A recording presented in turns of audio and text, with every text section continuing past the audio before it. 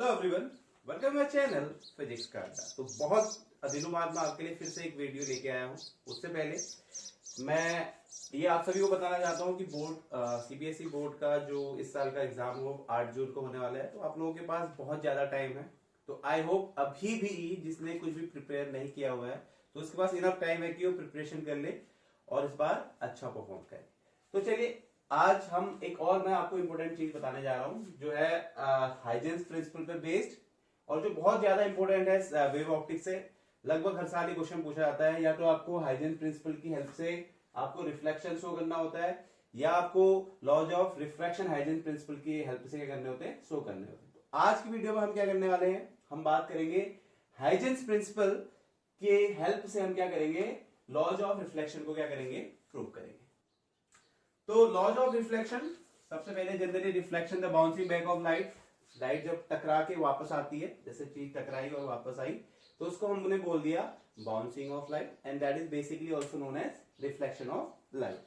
तो laws of reflection क्या है बच्चों, सबसे पहले तो आपको ये पता होना चाहिए कि what is actually the laws of reflection. Okay, तो रिफ्लेक्शन जनरली होता क्या है, कोई लाइट रे आई, ठीक है, सरफेस पे स्ट्राइक किया उसने और फिर क्या चली गई, वापस चली गई। तो ये जो रे है ये है incident ray, incident ray, this is reflected ray,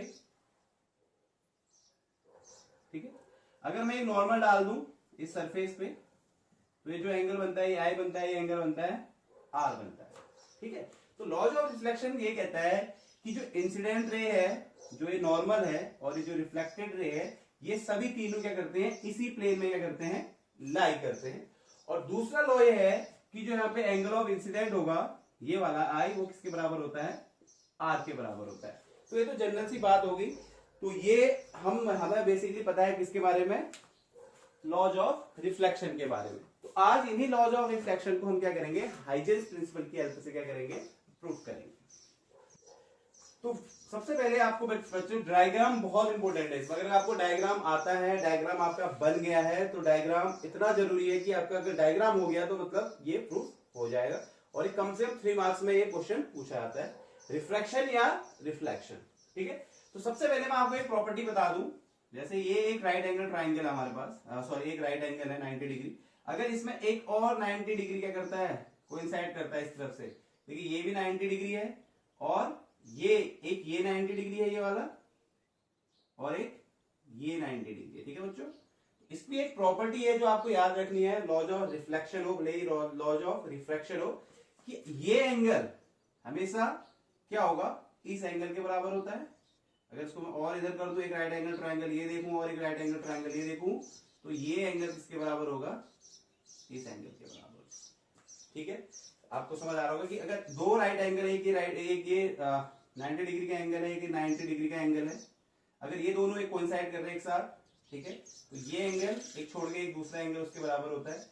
या अगर एक 90 डिग्री ये है, एक 90 डिग्री ये है, तो ये एंगल किसके बराबर होगा, इसके बराबर होगा। तो ये प्रॉपर्टी आपको आनी क्या है, बहुत ज्यादा जरूरी है। अगर ये प्रॉपर्टी आ गई तो आपको ये जल्दी से क्या हो जाएगा, समझ में आ जाएगा, ठीक है। तो चलिए हम इसको कैसे यूज करेंगे, यहां पर आप देखिए, आप गौर से, जैसे कि आपको मैंने बताया कि डायग्राम का बनना बड़ा जरूरी है। डायग्राम अगर आपका आया, अगर आपको डायग्राम बनाना आ गया तो आपका लॉज प्रूफ हो जाएगा। तो सबसे पहले मैंने क्या लिया, एक इंटरफेस लिया, सरफेस लिया, रिफ्लेक्टिंग सरफेस, ठीक है। ये हमारा क्या है, रिफ्लेक्टिंग सरफेस है। और इस रिफ्लेक्टिंग सरफेस में क्या है, ये कोई प्लेन वेव फ्रंट आ गई हमारे पास, ठीक है। ये क्या है हमारे पास, एक प्लेन वेव।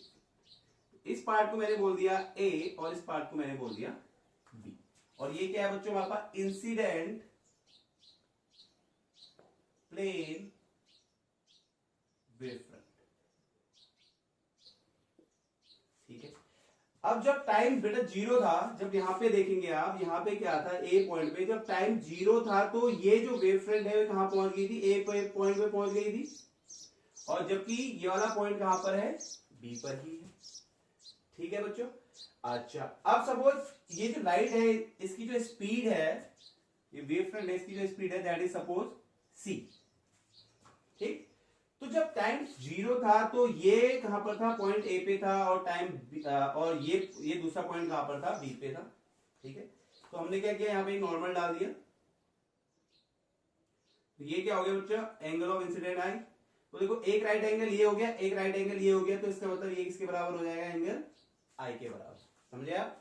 थोड़ा लग नहीं रहा है, थोड़ा सा छोटा हो गया, लेकिन ये क्या है, एक राइट एंगल है 90 डिग्री का। एक एंगल ये है, आप देखेंगे एक ये है और एक ये है।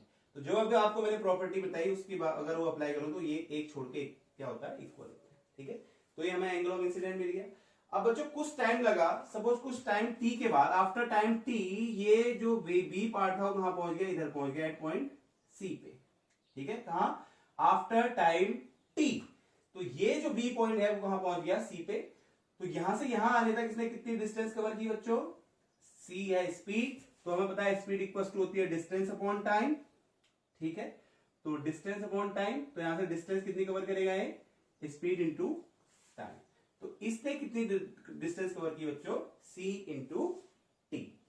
अच्छा देखिए, ये तो पहले यहां पहुंच चुका था, ठीक है, और ये इसको यहां पहुंचने में लगा टाइम t। तो जब टाइम 0 था यहां पे, ये यहां पे था, तो आफ्टर t ये भी क्या हो जाएगा, अपनी जगह से रिफ्लेक्ट होके कहां चले जाएगा, और आगे चले जाएगा। ठीक है, मतलब जब t 0 पे यहां पे था तो इसका यहां पहुंचने तक ये रिफ्लेक्ट होके क्या होगा, आगे निकल चुका होगा। ठीक है, और कितनी डिस्टेंस कवर करेगा बच्चों, क्योंकि टाइम t ले रहा है और स्पीड c है, तो ये भी कितनी डिस्टेंस कवर कर चुका होगा तब तक, c इंटू टी।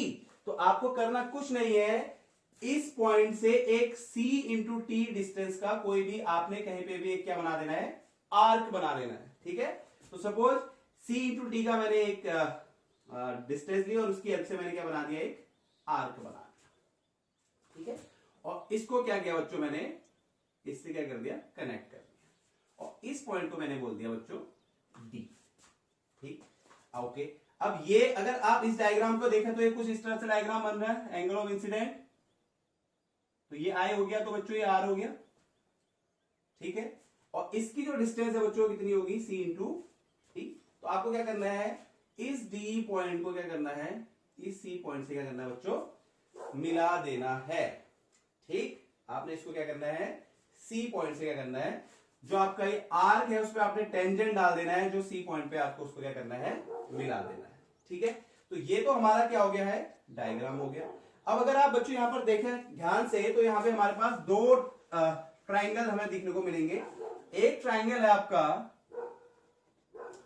ए डी और C, and a triangle A B and C. तो बच्चों जो यहां पे ये डी ट्राइंगल है और ये डी ट्राइंगल है, ये दोनों क्या है, 90 डिग्री है। ठीक है, तो आप लिख सकते हैं यहां पर that angle D is equal to angle B because both are 90। ठीक है, ओके। अच्छा, अब आप देखें ये साइड, ये वाली जो साइड है, ठीक है, या जनरली इसको मैं ऐसे भी कर सकता हूं। पहला मैंने पॉइंट बोल दिया कि जो साइड ए सी है दोनों में इक्वल है, मतलब क्यों, क्योंकि दोनों में क्या है, कॉमन है। तो यहां पे ए सी दोनों ट्राइंगल में कॉमन है। दूसरा मैंने बोल दिया कि एंगल डी किसके बराबर है, एंगल बी के बराबर, क्योंकि दोनों क्या है बच्चों, 90 डिग्री। अब दो ट्राइंगल, दो प्रॉपर्टी सेम हो गई, तो इसका मतलब सिमिलर प्रूव हो गया।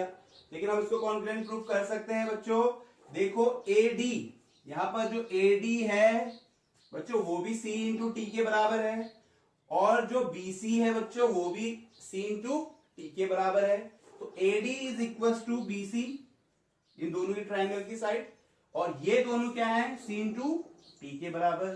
तो अगर आपको 10th की मैथ्स बच्चों अगर याद आ रही हो तो ये हो गया साइड एंगल साइड। तो जब साइड एंगल साइड अगर मैं देखूं दो ट्रायंगल के अगर इक्वल है, तो इसका मतलब बच्चों क्या होगा, इसका मतलब ये होगा, क्या होगा हम बता रहे हैं, देखिए। अच्छा, ये तो होगी हमारी इस तरफ की बात। अब इस तरफ की बात कर लें। जब ये यहां पहुंच जाएगी तो इसके बाद ये भी क्या करेगी बच्चों, रिफ्लेक्ट करेगी, रिफ्लेक्ट हो जाएगी। तो सपोज ये रिफ्लेक्ट न्यू हो गई। ठीक है बच्चों, तो ये एंगल ऑफ आर हो गया, एंगल ऑफ रिफ्लेक्शन। तो देखिए एक राइट एंगल ये हो गया, एक राइट एंगल ये हो गया, तो इसका मतलब ये एंगल की बच्चों क्या हो जाएगा, आर के बराबर हो जाएगा। ठीक, तो अब जैसे कि हमने यहां पे प्रूफ कर दिया है A C equal to A C, B और डी दोनों इक्वल, एडी और बीसी दोनों इक्वल, तो इसका मतलब है कि जो ट्राइंगल है एडीसी वो क्या है, कॉन्करेंट प्रूव हो गया किसके, ट्राइंगल एबीसी के। और अगर बच्चों ये कॉन्करेंट है तो इसका मतलब क्या होगा कि यहां पे जो एंगल ऑफ इंसिडेंट है वो किसके बराबर होगा, एंगल ऑफ रिफ्लेक्शन के बराबर। तो ये सेकंड लॉ क्या हो गया, यहां पर प्रूफ हो गया है। और फर्स्ट लॉ की अगर बात करूं तो आप देखेंगे कि ये आपकी क्या है, रिफ्लेक्टेड वेव फ्रंट है, this is reflected wave front. तो बच्चों अगर आप देखें तो ये इंसिडेंट वेव फ्रंट है, ये रिफ्लेक्टेड वेव फ्रंट है और ये नॉर्मल है, तो तीनों क्या है, एक ही प्लेन में क्या कर रहे हैं, लाई कर रहे हैं। तो फर्स्ट प्रॉपर्टी क्या थी बच्चों रिफ्लेक्शन की, कि एंगल ऑफ इंसिडेंट या just generally incident ray means incident plane wave front, reflected wave front और नॉर्मल, तीनों क्या होंगे, एक ही प्लेन में होंगे। तो आप देख सकते हैं इस प्लेन में लाई कर रहे हैं। दूसरी प्रॉपर्टी, एंगल एडीसी और सॉरी ट्राइंगल एडीसी और ट्राइंगल एबीसी क्या है, दोनों आपस में कॉन्करेंट है। तो यहां से हमें क्या मिल गया कि जो एंगल ऑफ इंसिडेंट होगा वो एंगल ऑफ रिफ्लेक्शन के बराबर होगा। तो बच्चों ये था रिफ्लेक्शन हाइजेंस प्रिंसिपल की हेल्प से। अभी इसके बाद जो नेक्स्ट वीडियो आएगी उसमें हम रिफ्रैक्शन की बात करेंगे, जब रेयर से डेंसर जाती है और डेंसर से रेयर है। तो अभी भी जो मेरे चैनल में नए हैं, नए जुड़े हैं, नए नहीं जुड़े हैं या जुड़ना चाहते हैं तो जल्दी से सब्सक्राइब मेरे चैनल को कर दें और दोस्तों के साथ शेयर करें। Thank you so much.